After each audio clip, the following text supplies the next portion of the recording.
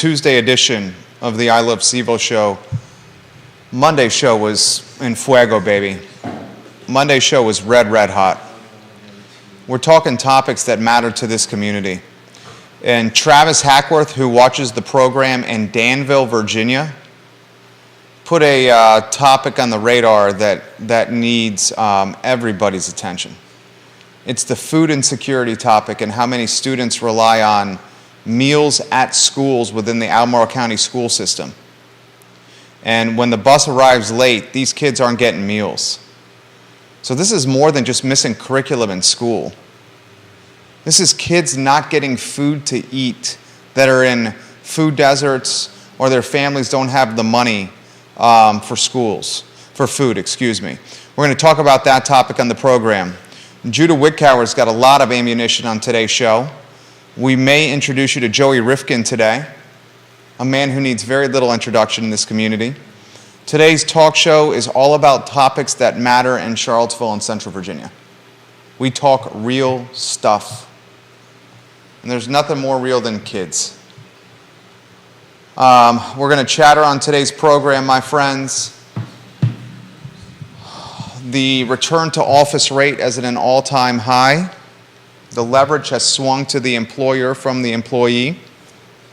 We'll talk the 5 most expensive states to buy a home.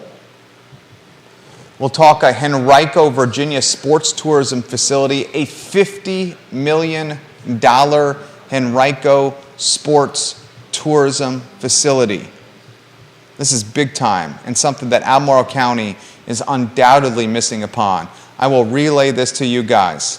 Last year, 160 tournaments hosted by Henrico County generated nearly $60 million in economic activity. Why is Albemarle County not emphasizing sports tourism? We'll talk about this on today's show. How about what happened at Charlottesville High School yesterday? There was a hoax. Someone called 911. Someone had the audacity to call 911 yesterday and tell police that there was a mass shooting at Charlottesville High School. The school immediately went on lockdown. The unfortunate aspect, this was a hoax, and a hoax that happened all over Virginia and certainly all over the country. We'll explain how, where, and why on the Tuesday edition of the I Love CVille show. We will talk on today's program a little follow-up from the Home Depot purchasing the Fashion Square Mall news from Friday's interview. We have more info for you. And the University of Virginia travels to Syracuse Friday night, 7 o'clock kickoff. The Orange, a 10-point favorite. Alex Erpy on a Tuesday. Guys, hammer the like button. Hammer the like button. Vanessa Parkhill in Earlysville, welcome to the program. She's the queen of Earlysville, the queen of marketing, MJ Arquette. Welcome to the program. MJ, we love you. Thank you for watching and supporting the show, ladies. Hammer the like button, spread the gospel, tell your friends about the show. The Tuesday edition of the program, J-Dubs and Judah Wickower and Joey Rifkin. You guys ready to rock and roll? I believe we are. You guys feeling good? You feeling fresh? All right, gentlemen, I'm in your hands, baby.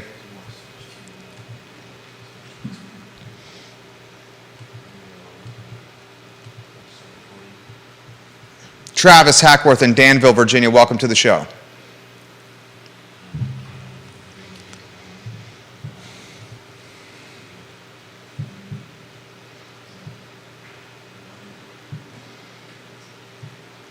Good Tuesday afternoon, guys. I'm Jerry Miller, and welcome to the I Love CVille show. It's great to be with you on a Tuesday here in Charlottesville. We're live in downtown Charlottesville, but our audience is Central Virginia-wide, Commonwealth-wide, country-wide, and worldwide. And today we're presented by the Clifton in Keswick, a majestic experience full of memories. The Clifton in Keswick, where happy hour, where dinner, where weddings, where events are just absolutely A++. The Clifton in Keswick, my wife have enjoyed it. My wife and I have enjoyed a dining experience there of extraordinary proportions. You want to do a date night that's going to make your spouse or significant other happy? The Clifton in Keswick. So much to cover on today's show, my friends. We had a hoax yesterday at Charlottesville High School. I learned a new word yesterday. The word is called swatting.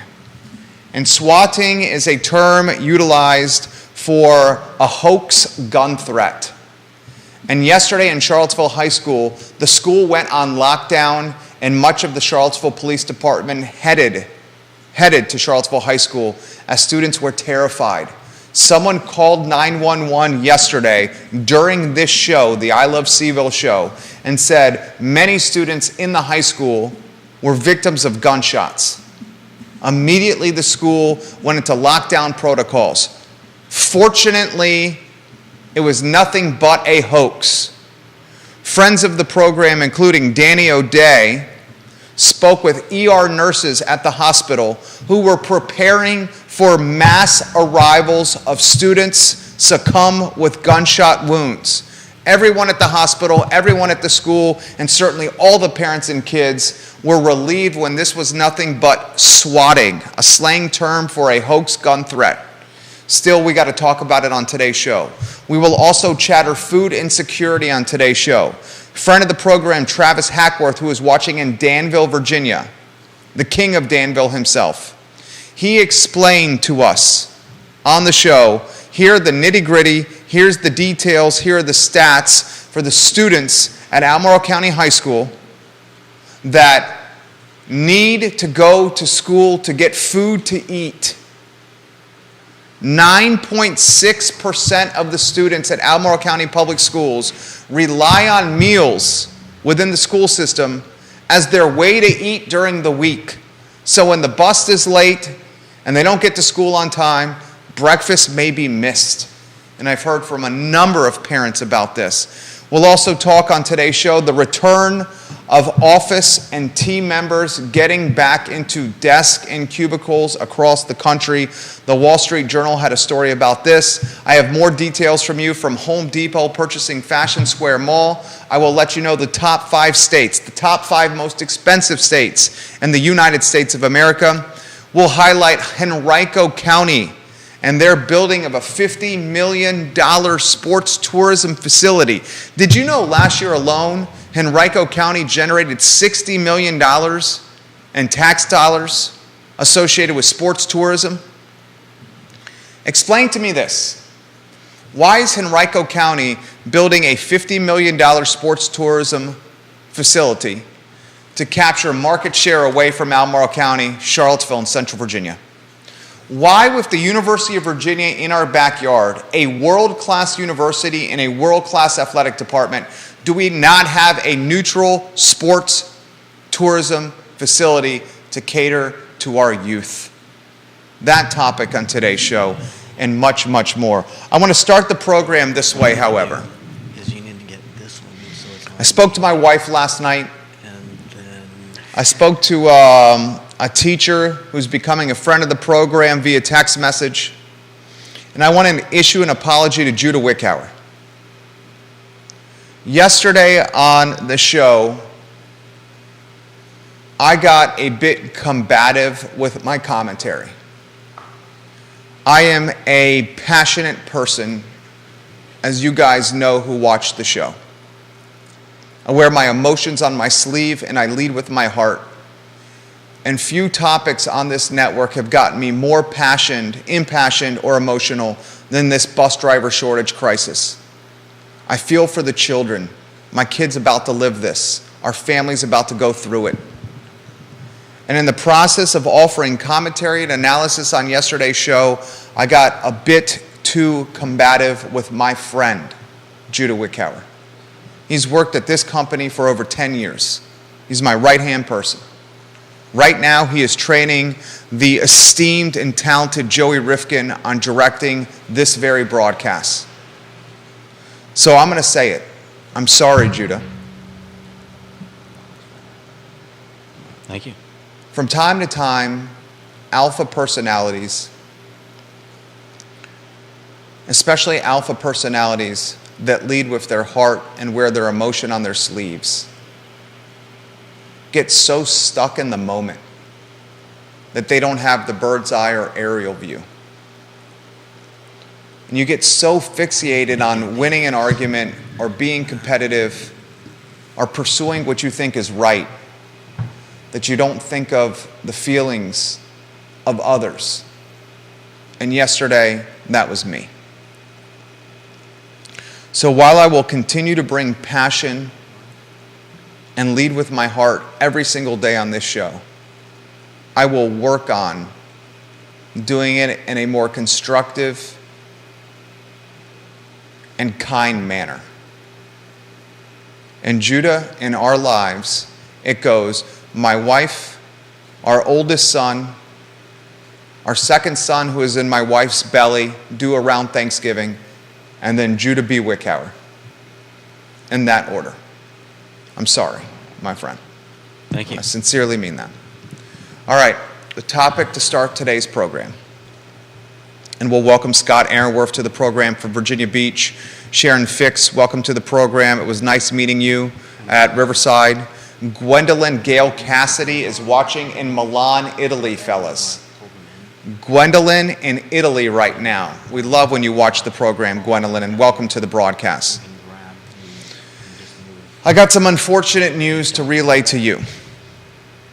In the Commonwealth of Virginia alone,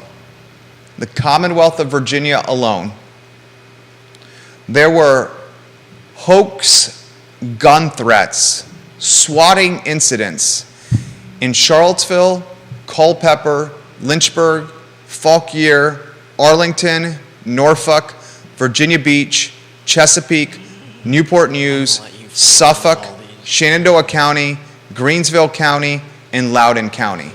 That's from Socialist Dog Mom Molly Cogner's Twitter account. She does a phenomenal job of covering local government.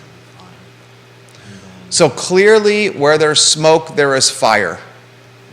And someone has orchestrated, or some entity or some group orchestrated these swatting or these hoax gunfire incidents.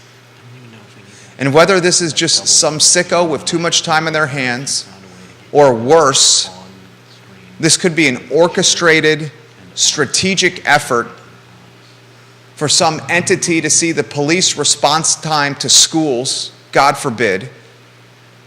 This scares the absolute bejeebus out of me. As a father, as a husband, with the second child due around Thanksgiving, there is no more precious life than our children.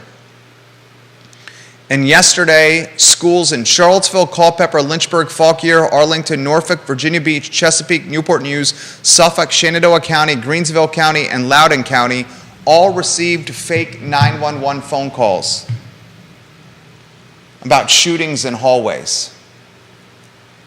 Now, what is the ramifications of these swatting incidents? Well, the emergency rooms were preparing for students to be rushed to the ERs with gunshot wounds. That's one of the ramifications. The police departments, and you heard them yesterday during the show, allocated massive amounts of resources, personnel, and tax dollars to the schools.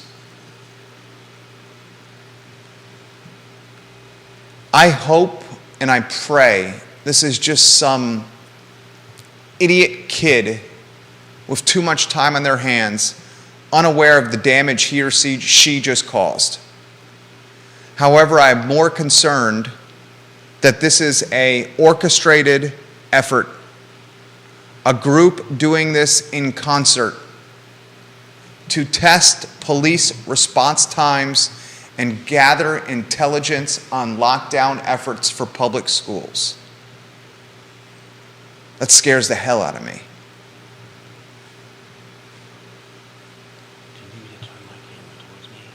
Where there's smoke, there's fire. And within one school day, Charlottesville, Culpeper, Lynchburg, Fauquier, Arlington, Norfolk, Virginia Beach, Chesapeake, Newport News, not Norfolk. Oh, yes, Norfolk, excuse me. Suffolk, Shenandoah County, Greensville, and Loudoun County all suffered through this. The Washington Post has a story about that in today's edition.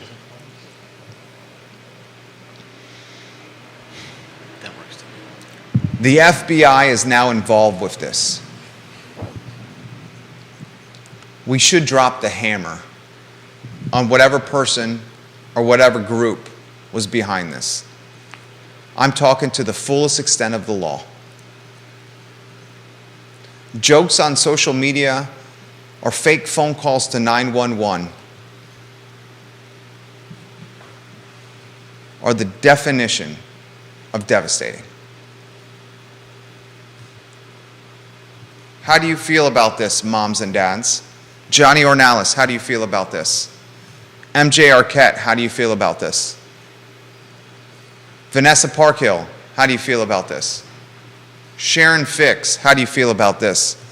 Danny O'Day, who put this on my radar yesterday, DOD himself, says in the comment section of one of the 15 Facebook pages this show airs upon, another 4 in Virginia were reported overnight since we last spoke.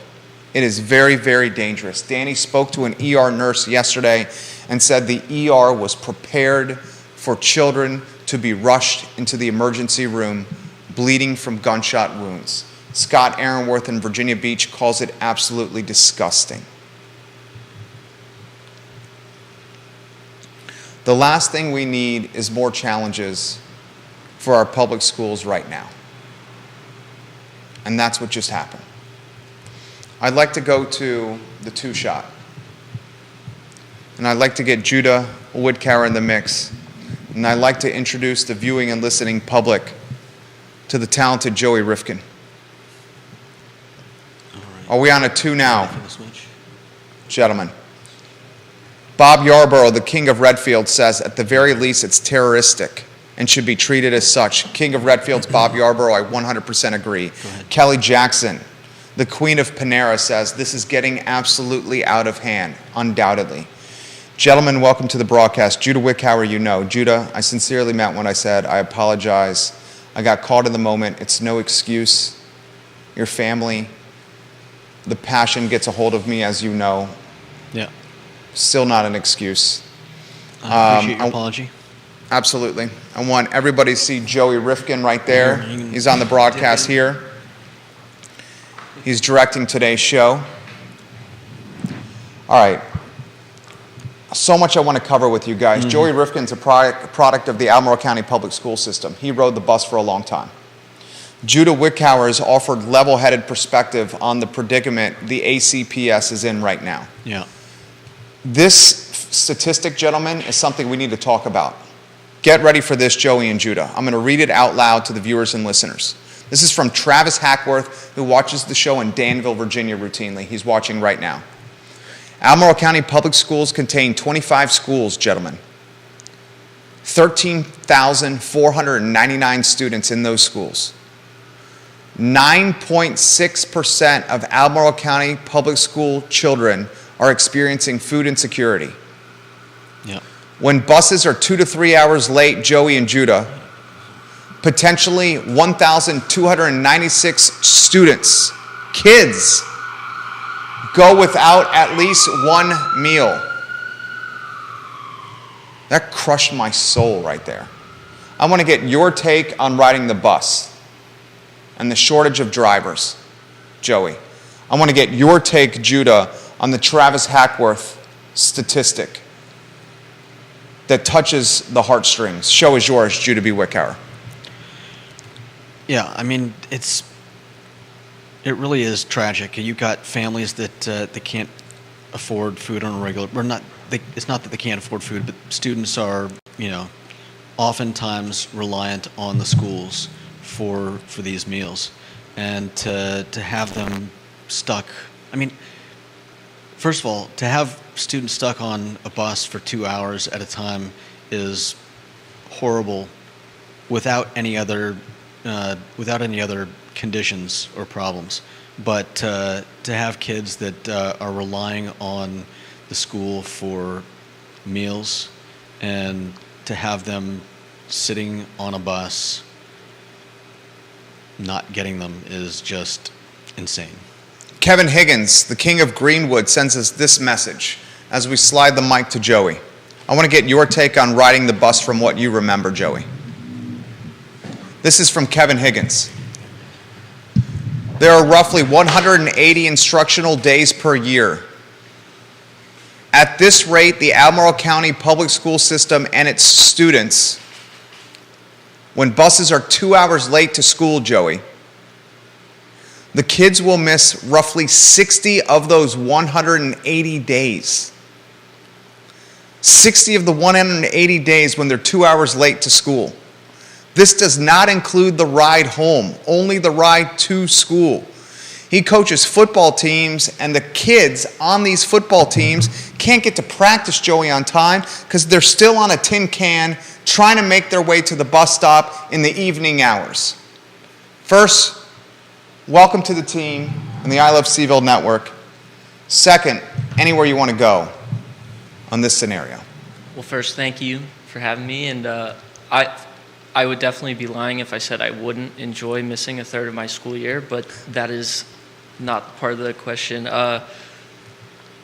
Context aside, sitting on a bus, for 2 hours, a school bus is unpleasant, but what really bothers me when thinking about this is the kids who don't like riding the bus specifically for the social interaction or maybe for the fact that they don't have much social interaction, so that when they are on the bus, they might be targeted for bullying or things of that nature. I know the buses I rode on in high school were very hostile. I'll put it at, what year did you graduate? I graduated in 2019. 2019 from Albemarle? 3 years ago, yeah. 3 years ago. How old are you? 21. 21 years old. Yep. Put hostility in the buses in perspective. Yeah, and Hostility how? What did you see? like verbal abuse. A lot of that, obviously, not much physical. There's a lot of racism going around is a big one. We had one of the buses I had to ride went and picked up kids from the middle school, Jack Jewett. So we had kids from seniors in high school all the way to sixth graders. So I can imagine that was only very intimidating for those kids. And I can only imagine how much worse it would be if you were on there for an extra hour and a half, 2 hours. Great take. Great take. Welcome to the team, Joey Rifkin. Let's get that man a lower third on screen if possible. We're doing this on the fly. I know this is live programming on the fly. It's live programming on the fly. No pressure. Comments are coming in fast and furious based on what you just said. King of Redfields, Bob Yarborough. During school from home, the buses delivered meals. They know how many children ride each bus. If they know it's going to be late, go ahead and load up the buses with already prepared breakfasts. That's a great take. Grayson, watching the show right now, says, welcome to the team, Joey. Thank you for offering perspective on what it was like to ride an Albemarle County bus. My son is saying more of the same. It sounds like it's even gotten worse because my son says there is fighting taking place, actual physical violence on the buses now. Sharon Fix leaves this comment. According to my kids, tons of vulgar jokes, loud and dirty swearing, making fun of kids, a crazy amount of disrespect to the drivers. Spencer, watching the program, fighting on the buses is common practice now. And to Joey's point, racism is prevalent. My kids are hearing the N-word more than ever before on the bus. Judah Wickower, jump in here. This is real life, dude, happening in Albemarle County. I want everybody that's watching this program. Charlottesville, Virginia, in a lot of ways represents Central Virginia in totality, right? We are monikered the best place to live in America. On the Charlottesville-Albemarle transit buses, it says world-class city on it. How can we be a world-class city if kids can't get to school on time and home on time, and kids are getting bombarded with the N-word? Yeah, this is a problem all across America, I think, and I think it illuminates two issues. One of which is obviously that kids aren't getting to school on time, but I think it also illuminates a problem we have with parents. If this is the way kids today act, I think this is a fairly harsh indictment of what are we teaching our kids. These are the people that are eventually going to be running our businesses, running our country, and we've already heard people talking about how 60 years ago a 17-year-old could drive a bus to school, and I doubt they had fighting on those buses, at least not in the at the levels that I think it sounds like we're probably seeing. And what are we teaching our kids? Props. Why even send them to school? Props. School's not going to teach your kid to be a decent person. Parents, great parents. Maybe we look ourselves in the mirror as parents and say, what the heck is going on here? Stephanie Wells Rhodes, watching in Keswick, Virginia. A lot of kids have zero respect these days. Not all because I know some great ones, but a large number of kids have zero respect. Scott Aaronworth in Virginia Beach says J-Dubs is preaching at the altar. Multiple people on the feed giving Joey Rifkin some props right now. You know what? My grandparents, my mom's parents, Mima and Papi, Cubanos. And when my mom and dad were launching their CPA practice, my brother and I are sons of entrepreneurs. Just like Joey Rifkin is the son of an entrepreneur, just like Judah Wickhauer is the son of an entrepreneur. When they were growing their business, my grandparents, my Mima and my Papi, Cubanos, raised us until we were in the 5th grade. Because my mom and dad were working their tails off. And when my brother and I stepped out of line, my brother and I got the belt. Like literally, we got the belt. And no one on this program is preaching or championing violence. But we are preaching and championing holding your children accountable for stepping out of line. Because that's not happening at the school systems.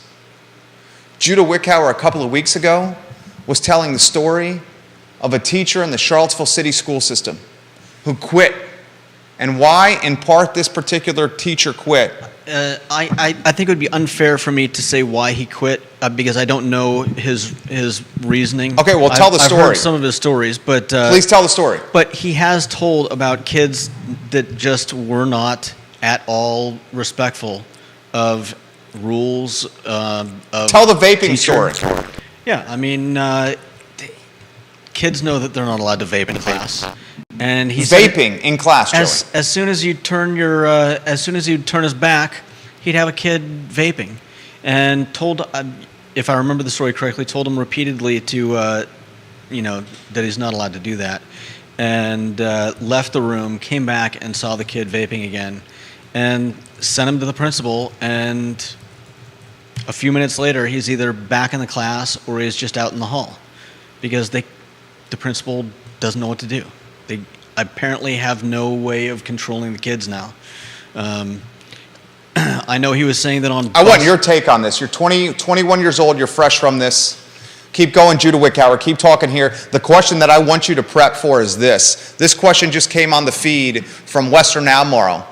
Is it the music culture that's changing the kids? I want your take on that, Joey, as a 21-year-old. Judah, before we get his take as a 21-year-old, I want you to finish your perspective. You got a teacher dealing with kids vaping in the classroom, teachers dealing with students with their earbuds in their ears, watching their iPhone and not learning from the teacher. And when they get sent to the principal's office, they just immediately get sent back to the classroom because the principal's unable to punish them or hold them accountable in any capacity. Janice Boyce Trevelyan says, my 89-year-old father still gives me a look that stops me in my tracks. She says, my daughter teaches 5th grade in Maryland, and she says the amount of disrespect the parents, the teachers get from the kids is unbelievable. Bob Yarborough's got comments. The feed is on fire right now. Judah, finish your take. Joey, get in the mix. Alex Erpy in the green room. Talk to me, baby. Talk to me. I mean, when I told him about school buses and the problems that we were hearing from parents in the feed, he said, yeah. He said, you can't take a kid's phone away. You can't take anything away from a kid. It's their property. Teachers are unable, not to mention bus drivers, who aren't even teachers, have absolutely no right in regards to trying to get a kid to fly straight. What are you going to do? You can't take their phone. Somebody can sit there, watch videos, do whatever they want. If they act out in class, again, I think we're seeing a lot of problems carry through from the pandemic. I was reading an article about part of the problem being that, and this is not just pandemic, but kids used to go out and play.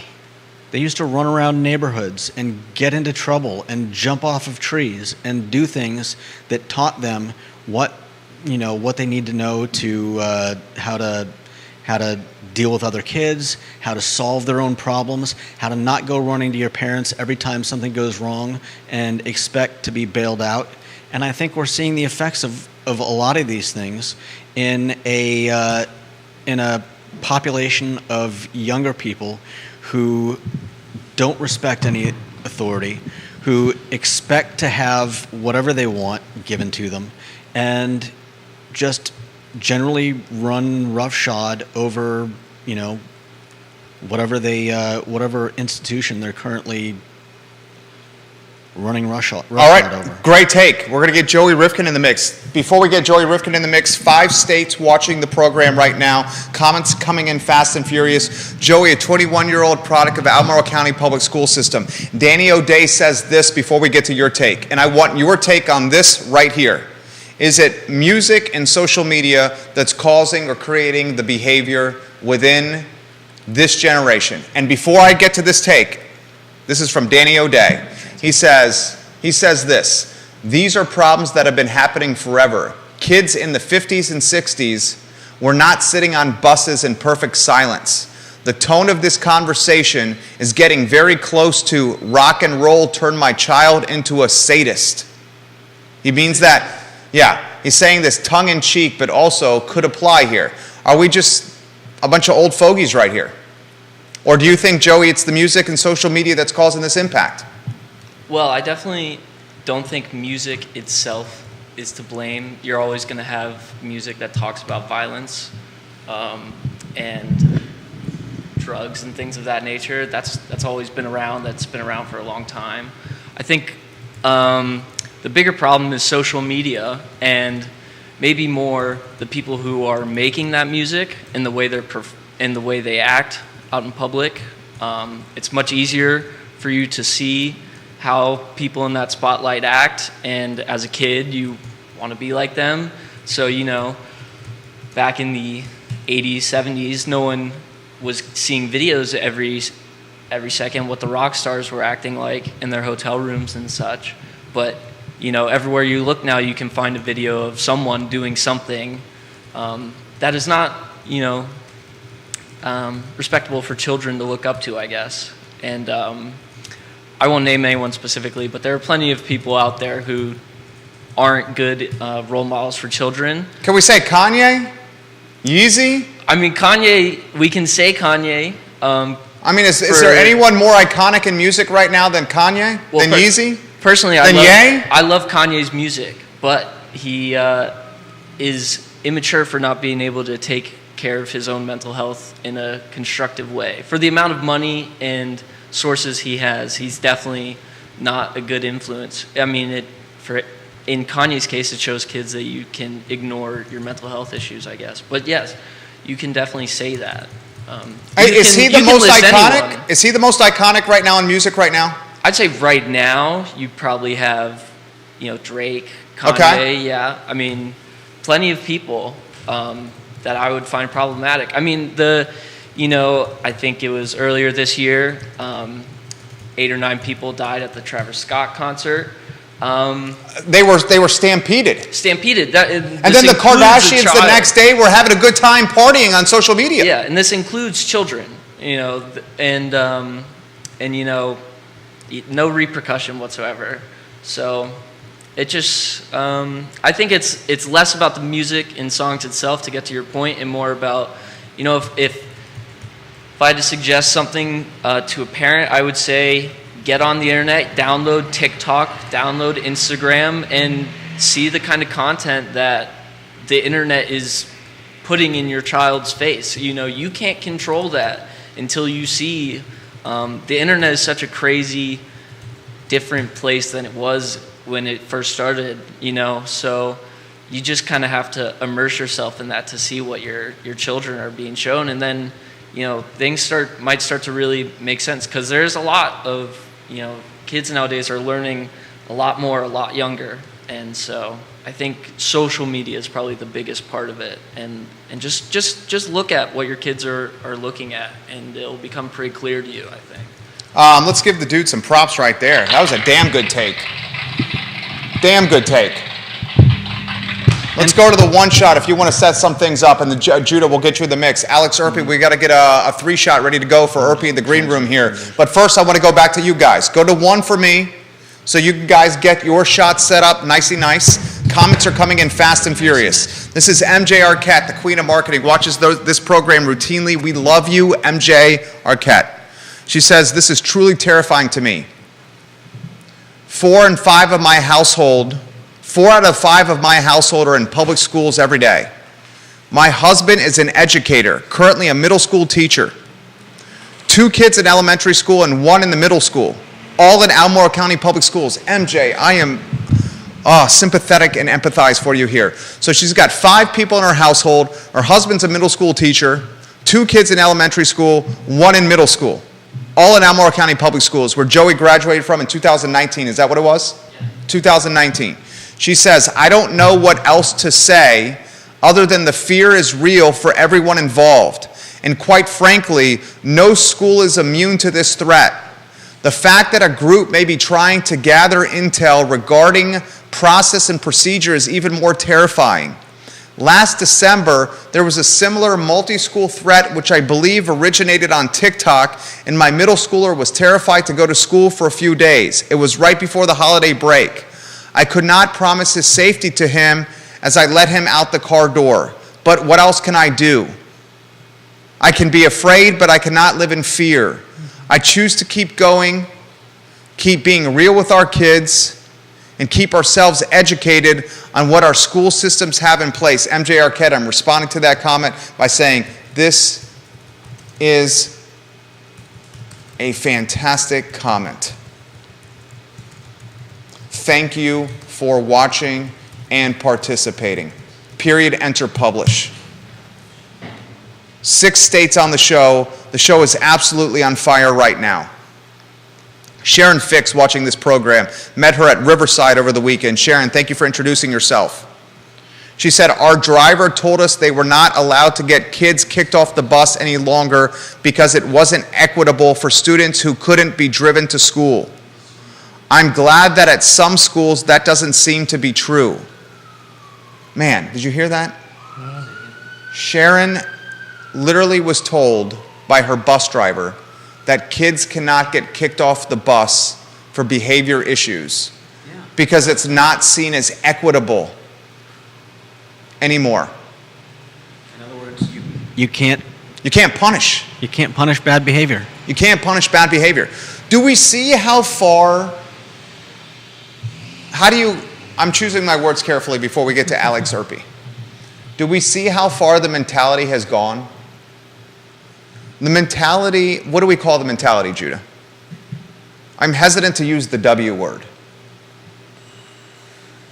I need a little more than that, but... The mentality where people cannot punish folks because of fear, of retribution, of being called a racist. That's literally what's happening.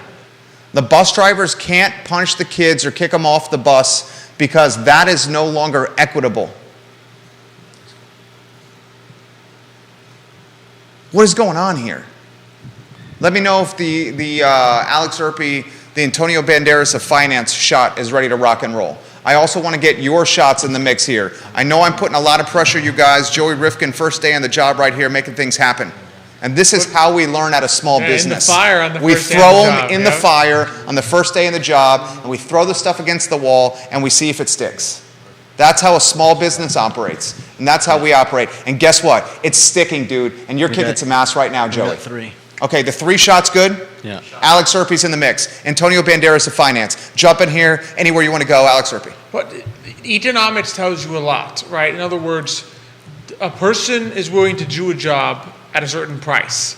If they're not willing to do the job at any price, then that's telling you about the situation they're facing. In other words, if there is no price at which a person is willing to be a bus driver in the school system, then there's obviously another underlying issue with the workplace that we're putting them in. In other words, Yeah. it's not so much that I think we're being grouches here and saying, well, the kids are, I think every generation, right, always says, I'll look at kids nowadays. But not every generation has no one who wants to be a bus driver, right? So the fact that you cannot get a bus driver, it seems, at least at prices, at rates that are even higher than what we've been accustomed to. If you can't get, in other words, the question is, it's either they're not paying them enough, or conversely, if they're not willing to work at any price, then there's a workplace issue. Meaning what they are experiencing on the bus is just beyond their willingness to work and drive that bus at any price.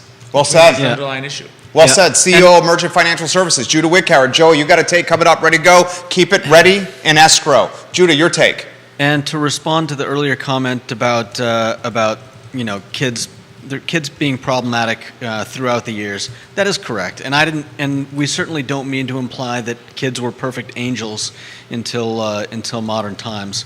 But I think there are larger issues at hand, and I think there are certainly problems with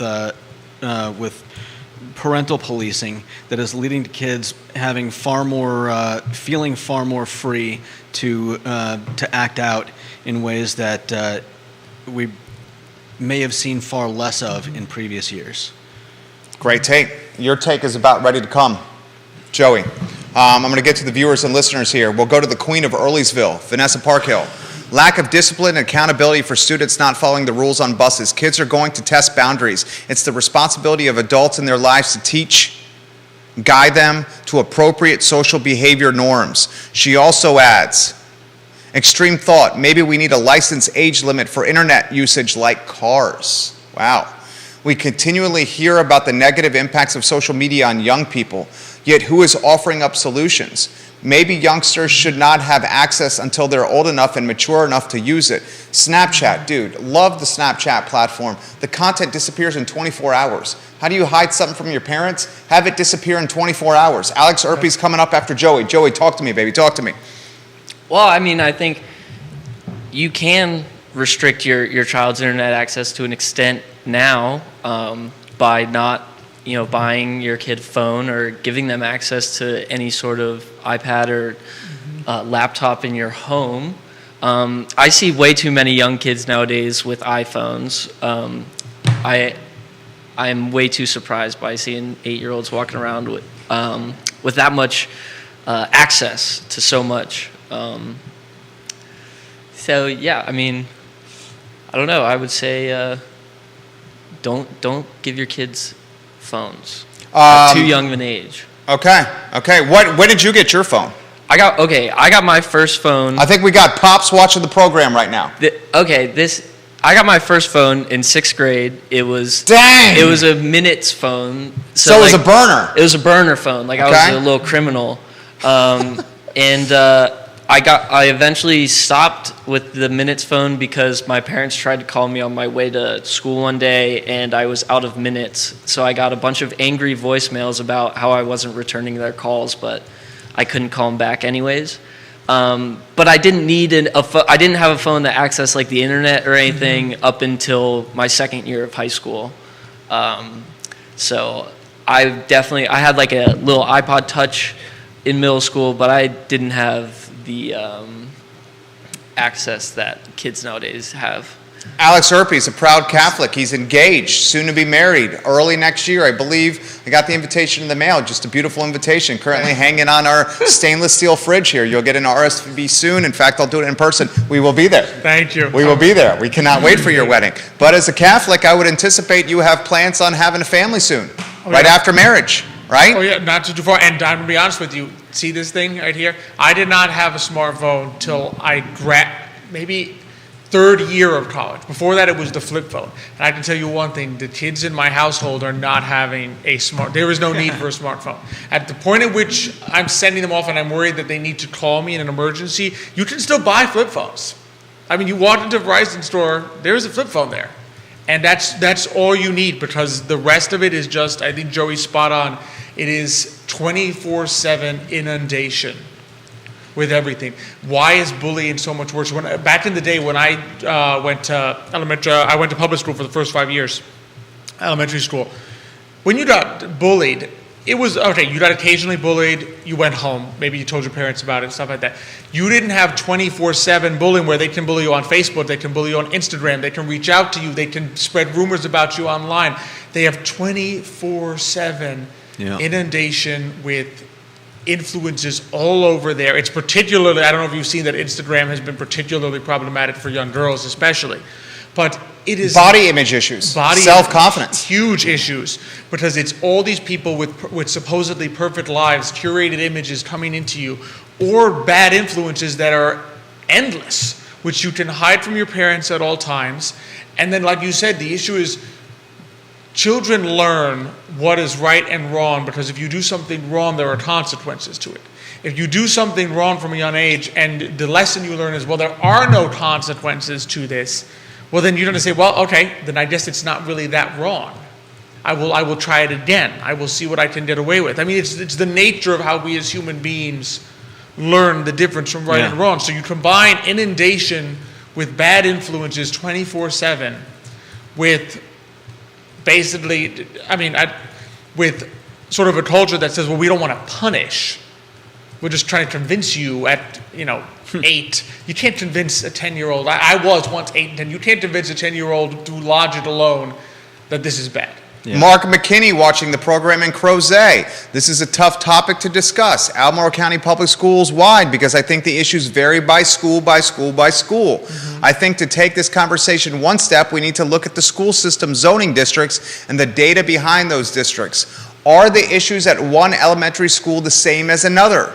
When you overlay socioeconomic status and look at the rates of economically disadvantaged students, I think you will start to see some underlying commonalities. Albemarle County Public Schools focuses so much on equity, yet many of their policies and school zoning drives inequality outcomes. As an example, look at Albemarle County Public Schools' COVID testing policy for school sports that they implemented 12 plus months ago. That was one of the most clear-cut policies that drove more inequality throughout the schools. Families were forced to pay out of their pocket for COVID testing. At-home tests were not allowed, just so their kids can play school sports.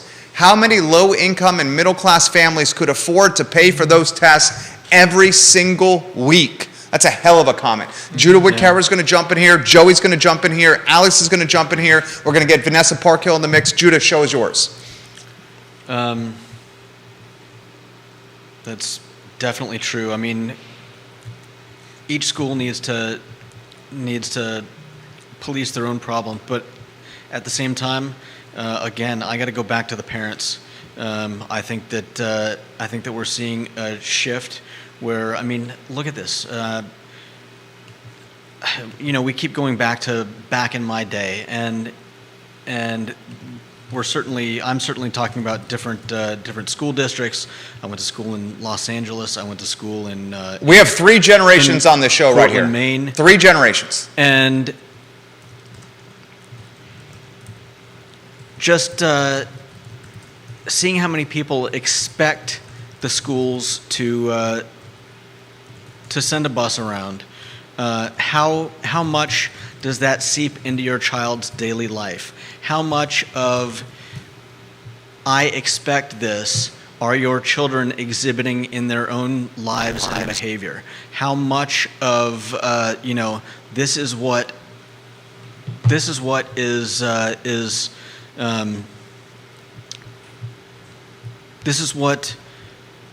I deserve. It's about me. I deserve a bus to come. I deserve this. I deserve a vaping pen. How much of your behavior is seeping into your child's behavior? How much are our children learning from us as parents? I fall victim to this. Guess what one of my biggest faults and flaws are? Constant use of the iPhone. My wife calls my iPhone the other woman and has named her Bambi, and has routinely asked that I put Bambi in the drawer when I get home from work, so we can have family dinner without Bambi in my hand, taking my time away from her and our son. Yeah. And my response to her is, Bambi is how we make our living. And she said, well, our living can take a pause while we're having family dinner. And Bambi goes in the drawer. Travis is watching in Danville, Virginia. You're going to have a take. You get a take here on this. People are agreeing with what you said about don't buy your kid an iPhone. Travis in Danville says an 8-year-old has zero need for a $600 phone. Get them a flip phone to be able to text and call. That's it. Better yet, get them a Nokia. It's indestructible. There's also, and you can offer some perspective on this, I believe, Joey. There are iPhones that you can use for strictly calling and texting that do not have access to internet, that you cannot get online with. So as you're brainstorming that take, we'll get Alex Erpy in the mix, and then Joey, you're on deck here. Alex, the show is yours. The challenge that we're having is that we're looking at a multi-pronged issue.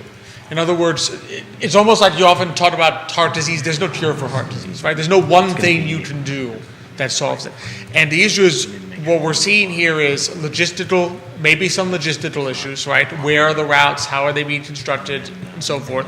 We're seeing possibly wage issues. Again, is the wage set commensurate to get people to come? We're seeing clearly issues that go to the home. In other words, if children are behaving so poorly on the bus that the bus driver doesn't want to drive that bus at any price, then there's a cultural issue.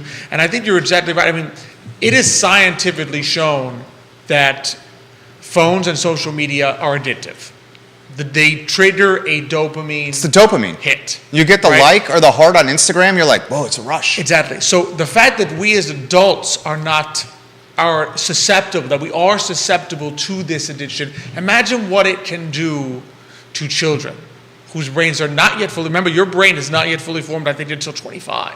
So these are brains that are forming very young. I remember attending a business conference talking about the generation that was born in the late 2000s, so 05, 06, 07, 08, and how some of them, this was in around 2014. So you're talking 2001 born here.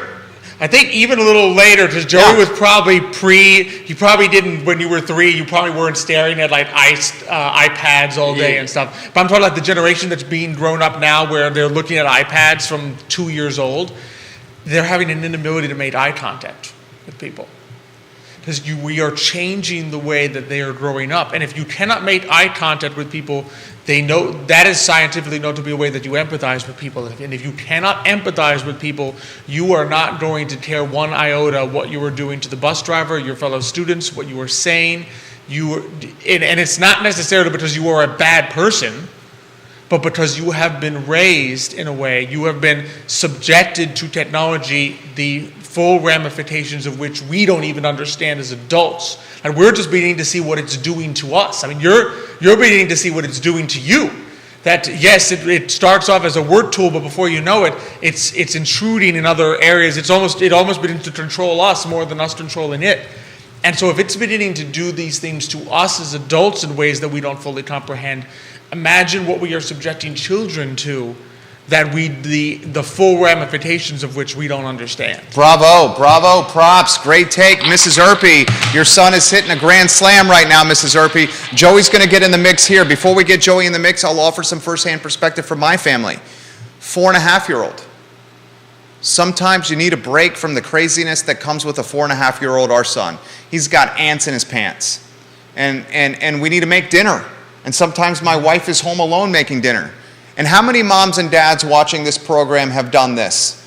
You just need a timeout from your kids' craziness, and you set up the iPad or you give them your phone and you give them some YouTube. And for 20 minutes they're watching YouTube and their eyes are glued to the screen. They're mesmerized. They're literally hypnotized, these children. And you say in the moment, Joey, Judah, and Alex, viewers and listeners, gosh, this break is critical because I'm freaking exhausted and it's the end of the day. I gotta make dinner and I just need a break from my kid. So you give them YouTube and then you start saying, hey son, hey daughter, and you're calling their name. You're 5 feet away from them, calling their name, and they're so entranced, so hypnotized by the screen, they don't even hear you or it doesn't even register with them.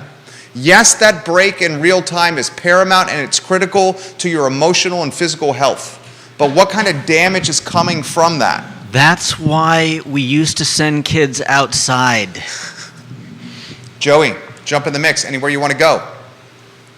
I mean, I think one of the things, jumping back to what Alex said about kids not being able to make eye contact nowadays, is I think subconsciously there might be some sort of disconnect between you, or at least the child, as viewing the content on the internet and the person making it, or other people on the internet, and that's where the lack of empathy comes from. Is these kids are being conditioned to being able to say whatever they want, on a comment section or on a voice chat in a public game or whatever, and no actual repercussions come of it.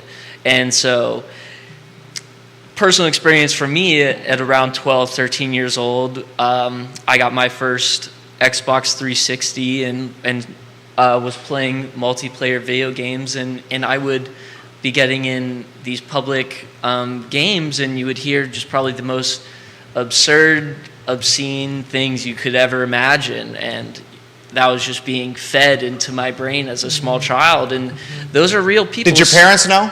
Of course not. I mean, why would they? They barely even understood the concept of a Xbox itself, so the fact that I'm telling them I'm playing a game with 30 other people right now and they're all talking to me is a little confusing, but in reality it's true. And there was a lot of vulgar language used, and kids nowadays are still playing online games, still in voice chats like that, and you can say whatever you want to the other person and nothing's going to come of it. And it's never anything you would actually say to someone in real life. So I think it's that hiding behind the screen thing is a big part of it. Great take, great take.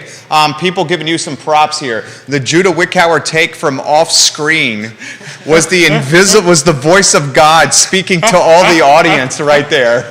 That was hilarious from your brother Nicholas Erpy. Yeah. We love you. Thank you, Nicholas. Chief Marketing Officer Nicholas Erpy. Nicholas Erpy, we love you. I'm curious of this. I'm seriously curious of this, and maybe this is a good question for Joey, being the 22-year-old. Which social media platform is the most damaging to children? All of them? He's got a take. I mean, okay. And we got to figure this out. The next show we do, we got to figure this out so we're not doing the musical chairs with the mic. But it's the first one. We're going to figure this out on the fly. This is the first time he got thrown into the fire on day one. Talk to me. Okay, from personal experience, I wouldn't be able to know exactly, of course, which is the most damaging for children. The problem is everyone's experience on, let's just use TikTok as the prime example, because that's the most popular app for the kids nowadays, and it's the easiest way for them to consume a bunch of content. And the content that they're getting shown is based on other videos that they watch, and so it's completely different for everyone. But I would have to say that TikTok is probably the most damaging, because it's where I've seen the most damaging content for children, I guess, being put out there unregulated. I don't use social media all too much. But I know I can find myself and I'll scroll through TikTok, and next thing I know 30 minutes have gone by, and I can only imagine a child sitting there can watch up to 2 hours of content, and these are 30-second, minute-long videos. I mean, that is just so much content to be taken all at once, and not all of it is great for your kids to be listening to. I mean, very recently there was a guy who almost took over TikTok, Instagram, YouTube, and all that, just from people re-uploading short clips from his various shows where he would just say, some of the most flaming misogynistic things you've ever heard, and then, these are being shown to 12, 13-year-old boys, and I think a big part of it is also this is why you see alt-right groups and neo-Nazi memberships going up, because they are targeting your children on the internet, trying to Manipulate them and Brainwash groom them. and groom your children into joining these radicalized groups. So you have to watch out for that stuff, because it might be unintentional, but or might look innocent, but sometimes things are being fed to your children unknowingly. That was a damn good take. Listen to you jump in You here. told me, I think, once about how quickly the algorithm took your son to, like, before you know it, like, he starts off watching innocent videos, but then the algorithm is taking him to weirder and weirder places, So and he's not even searching for them. He's 4.5 years old, our son, and he loves a YouTube channel, and I'm calling it up because it's the second thing on my search on YouTube. That's how much he's on my phone, called Turbo Toy Time. Okay. And Turbo Toy Time is a father and a 8 or 9 year old son playing with toys, literally playing with toys. But the YouTube algorithm took him on Turbo Toy Time to then watching video game streaming, where the video gamers, the gamers, are offering commentary while they're playing the game. And before I knew it, I'm looking at what my 4.5-year-old is doing, and he's pretty much watching like Call of Duty from Turbo Toy Time. Yeah. And because of the YouTube algorithm, where they suggest videos to you once it's over, and Call of Duty, anyone that's watching, I would say it's pretty graphic violence, right? Is that safe to say? That's safe to say. Graphic violence. Certainly beyond what you A want 4.5-year-old. your 4.5-year-old looking at. And guess what happened? He started having nightmares. Yeah, poor thing. Nightmares because of this. So what we had to do was download YouTube Kids. And YouTube Kids is very different, curated content for children versus YouTube that we utilize. And you're not going to believe this. Our son, and it's not unique to our son, he is sophisticated enough to know that YouTube Kids, the YouTube Kids app, stinks compared to the YouTube Adult. He literally says, I don't want that YouTube, I want this one. And is swiping up out of the YouTube Kids app, sliding over on the iPad to where we've buried YouTube on the third slide screen, finding it, playing it, and putting your Turbo Toy Time in the search function of YouTube Adults. He is literally doing that on his own accord. He's 4.5 years old, dude. 4.5 years old. Judah Wickhauer, I want to get a take on you here. Vanessa Parkhill has given you props, saying you're wise beyond your years. She's the queen of Earlysville. She also says, where's TikTok's parent company based? Who's collecting the data and influencing our kids? China. China. The number one social media app for children is owned by the Chinese. How would we characterize the relationship of China with America? How would you characterize that? Adversarial. Adversarial, At right? best. Is China manipulating the next generation of children by creating an app that has disturbing content on it that can brainwash, manipulate, and influence kids? I seriously want to think that. How about this? Because I want your big brain power on the show. Can you guys get a 4-shot on screen where you're sitting on that shot over there at the end of the table so we can get you sitting and talking, and then all 4 of us are on camera and we're literally freaking doing this on the fly? Like literally live programming on the fly right now. Joey gets his own brain take. cells are going there. We need All Judah right. on there. We need Judah on there. Vanessa, our son is so smart. I want to talk TikTok owned by China, and the conspiracy theorist in me, is this influencing? That's fantastic. Is this their way to influence, brainwash, manipulate, shape, groom the next generation of Americans? I mean, it wouldn't surprise me, because let's be clear here. When we say it's owned by China, we're not exaggerating and saying that, there was a Chinese-owned company means that it's owned by China. We're talking about Chinese state-owned enterprise. In other words, the Chinese government, the government of China, the Chinese Communist Party owns owns the parent companies that own TikTok. So we're not exaggerating here and pretending that as though one Chinese company is the equivalent of all of China. We are literally talking about the Chinese Communist Party having ownership here. Also, do not forget that China itself engages in a great deal of censorship. So the kind of things that they're encouraging us to watch on TikTok are not what they're allowing their own people to see. They engage in massive censorship when it comes to They changed the endings of movies, of Hollywood movies, to make it so that, the police always win, the bad guys always get punished. In other words, they censor big time when it comes to their own citizens, but then filter out to the rest of the world basically the technology for completely uncensored material of any kind. But again, I think it comes down to, there is so much out there that parents, me as speaking as a future parent, hopefully, God willing, need to take custodianship. Like, that is our primary role, is to be the custodians for our children and to determine what we need them to be able to see. And if that means a little less flexibility on what they can see, a little less enjoyment on their part, then that sometimes has to be the price we're willing to pay. We do it to ourselves all the time, right?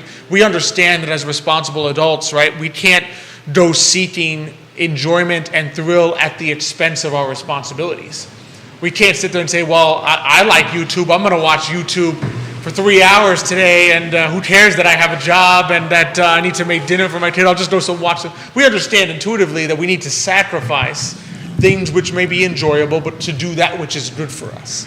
And so with children, we need to eventually do the same thing and say, you know what, we may need to sacrifice their enjoyment, which I'm sure you're doing, right? You understand, little Trey needs to sacrifice the greater joy of real YouTube for the safety of kid YouTube, of YouTube for children, right? In other words, we need to make those trade-offs, and I definitely understand where you're coming from with the perspective of, obviously, when you've got both parents that have to work, or you've got a situation where someone's at home making dinner by themselves. You just need a break. You just need the break, Yeah. right? Wait till Alex Jr. comes running around here. Exactly. I mean, so there are definitely, I think, greater systemic issues in terms of we're living in a world where both parents sometimes need to work to make ends meet, and therefore they're simply unable to care for their children the way they may want to.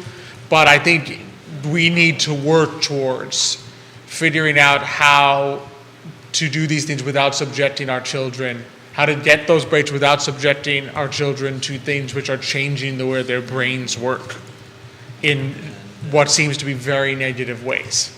Dude, dropping fire. He's dropping fire right now, Alex Herpy. We got a 4-shot rocking and rolling over here. Dude, this is live programming on the fly. I think that deserves a clap in itself to pull that off on the fly. This is live programming on the fly here.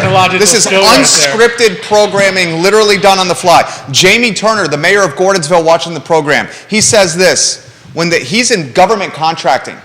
He says, when the DOD was our client, they sent out multiple communications detailing that we were not allowed to have TikTok on our devices.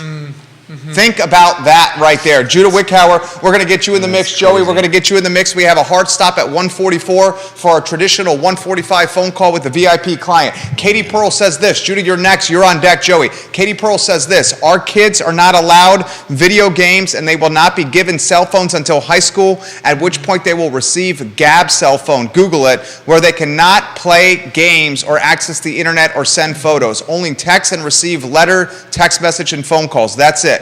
We are also building our home in such a way where in the mudroom each child will receive a locker with its own electrical outlet, where each high schooler will be required to plug in their phones the second they enter the home and cannot pick it back up until on the way out the door the next day. When they are home, they will be required to be present and not connected to anyone outside of our household with the device. If a friend needs to reach them, they can call my phone or my husband's phone. We will have a computer in a common place where they will have no privacy on it. I don't care if my kids think I'm too strict. If that's the worst thing that happens to them in their childhood, I will know I succeeded as a parent. Katie Pearl, Judah Wickhauer, jump in here, yeah. Judah Wickhauer, talk to me, baby. I love it, Katie. I think that's great. I think that's perfect. Let me reiterate, send your kids outside. There are so many things children learn, not just from being outside, but from being around other kids, running around neighborhoods. They learn critical thinking, they learn problem solving, they learn how to deal with the people around them without running to someone else. They learn to, it's so critical to get your kids outside, away from a screen, whether it's a TV or a phone or an iPad. It is so important that another part of the problem is that they're learning what they can do without a name under their face, or without even a face that's theirs. Talk about bullying, talk about kids not being respectful, and whether or not they were like this 50 years ago or not, today, I think there is a real problem with getting lost behind a screen and not having that empathy where you just treat everyone like something other than a human being. Well There said, is Judah. no fear of, there's no fear of reciprocation. You just, it takes away your empathy and your ability to see others as human beings, and it can only get worse. Kevin Higgins at Greenwood. Well said, Judah. Our kids are spending hours and most of their days, half their days on a school bus. They're losing a third of their school time while riding in a school bus. He did the math. When you're 2 hours late to school, you're losing a third of your school time while in a bus. Then he says, then the kids are getting home and they're watching an app owned by the China government. We better wake up as parents. We better wake up soon and fast. Everyone's got about 30 seconds each here to offer a take before a hard stop at 1:44. 30 seconds, Joey Rifkin. Quick 30 seconds. China does own TikTok. China is watching what your children are watching. They know. Be careful about what you give your children access to. I think if you are going to very much restrict electronic access in your household for your children, I personally, even though my electronic access wasn't restricted, I think your children, even if they don't like it, will grow up to be more empathetic people and be better people and probably have much better social skills. Great take. Judah Wickower, Alex Erpy, then my take. Judah, show is yours. I'm just going to say what I said again. Send your kids outside. Let them play. Don't helicopter parent them. Let them get out. Let them scrape their knees. Let them stub their toes and get a little scratched up. It's not going to kill them. Alex Erpy. I would add to Judah's, there's another amazing thing that used to exist when I was a kid called a book that had actual physical pages. Books. And you can, when they reach a certain age, there's even like the great illustrated classics where on one page is the big words and the other page is the pictures, and for every single page. So exactly, there you go. So I would highly suggest that. You know what? I used to complain. I got to read it was a requirement. Summer vacation too. You got to read for an hour before you do anything else, before you play or anything. I used to complain. Now I'm so glad that my parents did it. They will complain now because that's what kids do. We have tantrums. We complain. We want to have just fun all the time.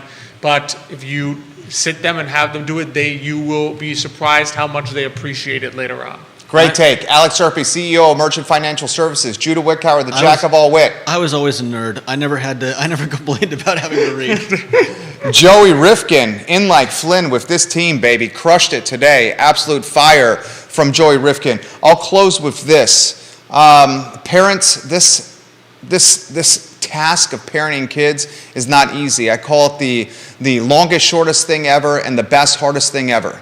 Nothing has been more challenging for us than raising a 4.5-year-old that has ants in his pants. And we have number 2 on the way, due around Thanksgiving. And my wife and I are now communicating better than ever before because we know our life is about to get rocked yet again. The sleepless nights, the 2 hours of sleeping. Number 2 is on the way. Number 2 on the way, coming Thanksgiving. It's coming, and we know it's not going to be easy. But I will say this. There's no better joy than watching our little boy do things new every single day and experiencing things new every single day. And he is learning at such a fast clip.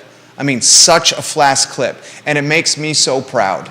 And one of the reasons I'm so passionate about Albemarle County Public Schools right now is because our son is about to be a kindergartner there. So we're learning and spending more time with this school system, and we just want what is best for our kids. That's what parents want. I largely and really believe this. They just want what's best for their kids. For Joey, for Judah, for Alex, this is the I Love CVille show on a glorious Tuesday afternoon. Thank you kindly for joining us. So long, everybody. You guys killed it. Absolutely killed it. I got a conference call literally right now that I'm going to make. Right now. Props. Oh, thank you. Props. Always fun. Props. Props. Welcome Props. to the team, Joey. Props. Thank you. Props.